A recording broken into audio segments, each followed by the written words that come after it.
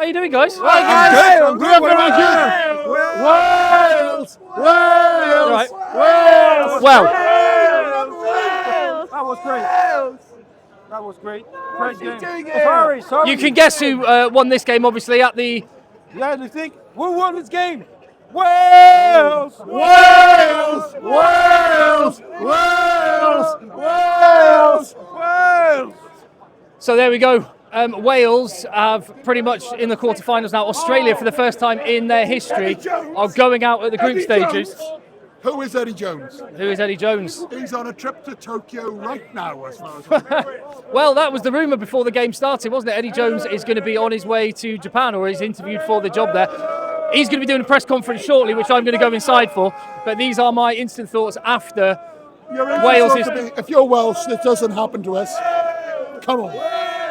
a convincing win for Wales. There's only one way to put it like that. It was, as you can tell, there's people in high spirits. I'm slightly regretting, if I'm honest, doing this here, but let's go with it. This feels like a seismic moment, and honestly, take absolutely no joy in that outcome. I think the overwhelming feeling, well, two things. One, admiration for Wales, and the second emotion is honestly sadness for Australia. That's the first time they've... It's devastating. Devastating. Did you enjoy the game? Sorry? Did you enjoy the game? I admired Wales, Yeah. but I feel quite sad watching Australia like that. Yeah, it's not ideal watching Australia play in that manner. I think it's the biggest defeat by Wales probably ever. I wouldn't doubt that, and it's the first time they've ever not qualified for a quarter-final. Well, it's not definite yet, but not definite. That's even worse. So they've got, what's your name? Sorry, Matt. Matt. Good to meet you, Matt. I'm Tim. So that they've got to now play their final game and then wait a whole week in camp for the confirmation that they have to go home. For Portugal or Georgia. Georgia to win their final games against Yeah. them. Like it's a big ask. It's a big ask. It's quite a sad state of affairs. Thank you, appreciate it. No problem. Good man. Quite a sad state of affairs for Australia. Like I say, that's my overwhelming thought when I look at them, and I think that press conference with Eddie Jones is going to be box office. It's going to be spicy. I'm going to get in there as soon as I can, so I'll report back after that.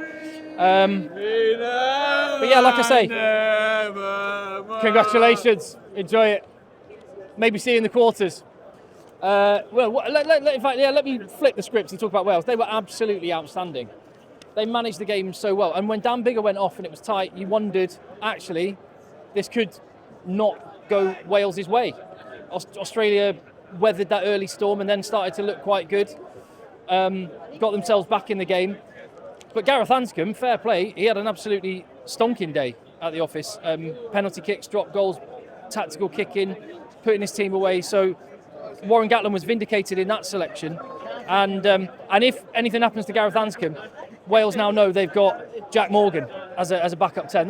What a boy that guy is. He had an absolute stormer. And he epitomised what was good about Wales, doing the basics really well. Heart, soul, passion, and there was very little of that on show. I couldn't believe when I was watching Australia that this is a team that are about to go out of the group stage in a World Cup for the first time ever. They were not playing with the desperation and hunger that you would have imagined, and certainly not what you saw from people like Jack Morgan on the other team. There was one moment in the first half which I think kind of summed things up a little bit. Hey, France! Good man. One moment in the first half I think summed it up. It was penalty to Australia in a kickable position. At that point they were 1 point behind. 7-3 down, wasn't it? Or 7-6 down, I can't remember. Anyway. 10-6. No, it was just before the penalty. I'm just getting corrected. It turned around and they got a penalty. Yeah, you're right. It was 10-6. Australia got a penalty. Terrible kick to touch. Messed up the line out. Got penalised. Wales went up the other end and got the penalty and slotted the easy 3 points. And that, to me, just summed up... it was brain-dead decision. Brain-dead decision. I'm getting this guy saying Eddie Jones. Well, I guess when you don't have experience and leaders in your team, Those are the kind of decisions that can happen, and yeah. Don't have a hooker as your captain. Well, yeah. Yeah. So, yeah, that was one moment which I think was just one little moment which spoke to how that game went out. It was brutal for Australia, and yeah, like I say, it just felt sad at the end. I'll just go through Australia's record: winners at the World Cup in '91 and '99, finalists in '03 and '15. Every single World Cup up till now, they have at least reached the quarterfinals. It's not going to happen here. Fiji need to get 5 points from their final 2 games to condemn Australia to a first ever pool stage exit.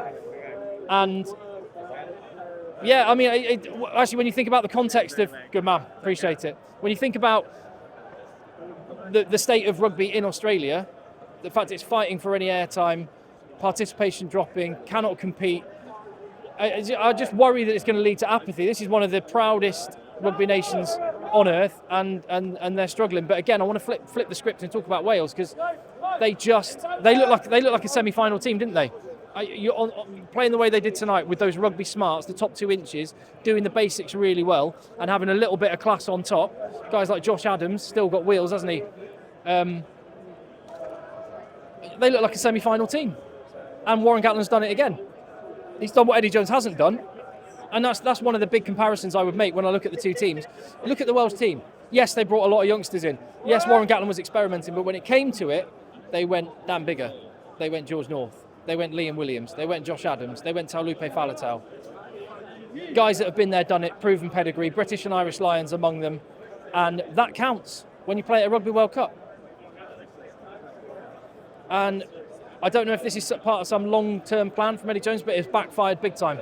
How you doing? Come on in. What's your name? George. What's your name? George. If you could not swear, that would be great. Talk to me, George. How do you feel? I thought it was the most amazing performance a Welsh side have ever put in against a Northern Hemisphere side. It was genius. It was controlled.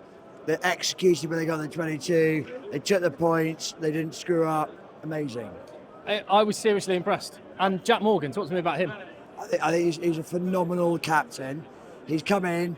He doesn't wind the refs up. He knows exactly how to play the game. I think he's a wonderful player. I'm all over Jack Morgan. Yeah, they've got their mojo and looking good. I just said I think you look like a semi-final team, and fair play. I'd take it. Are you going to be in Marseille for a quarter? No. Well, there'll be a lot of Welsh people that will be in Marseille for those quarterfinals, which are going to be great. Yeah, just let this sink in. Let me finish with this. Portugal gave Wales a sterner test than Australia, and that is about as damning an indictment as you can make for that Eddie Jones team. And speaking of Eddie Jones, I'm going to go now and see what he's got to say. That is shocking. And from the highs of last night, and again, I want to emphasise that how good Wales were, to the lows of tonight, that's brutal. I'll see you on the next video.